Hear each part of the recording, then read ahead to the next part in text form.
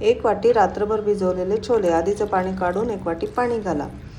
1 कांदा, 1 टोमॅटो, 1 मोठा चमचा धणेपूड, 1 छोटा चमचा जिरे, 1 छोटा चमचा हळद, 1 छोटा चमचा गरम मसाला, 1 छोटा चमचा तांबडं तिखट, अर्धा छोटा चमचा हिंग, 2 दालचिनीच्या काड्या, 4-5 मिरे, 2 तमालपत्र, 1 चमचा मीठ, 1 वाटी पाणी.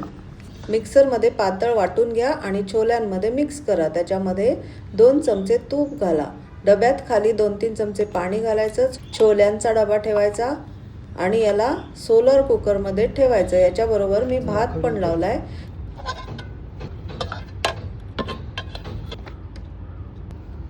हे साधारण 3.5 ते 4 तासामध्ये दोन्ही तयार झालं.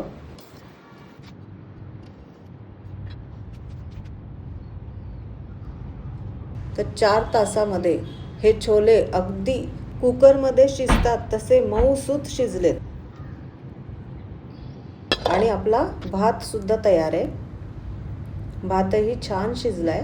अशा पद्धतीने थोडासा टाइम मॅनेजमेंट केला तर 1 वाजता जेवणाच्या वेळेपर्यंत आपला छोले भात तयार असेल. आपली एका वेळेच्या जेवणाची छान सोय झालेली असेल आणि आपल्याकडे गॅस असेल तर त्याची बचतही होईल. आणि हे सोलर कुकरमध्ये शिजलेले छोले अतिशय चविष्ट लागतात. जशी दम बिर्याणी असते तसाच या छोल्यांना दम दिला गेला आहे, त्यामुळे हे खूप छान शिजतात. त्याच्यामध्ये सगळे फ्लेवर्स रिटेन राहतात. नक्की करून बघा.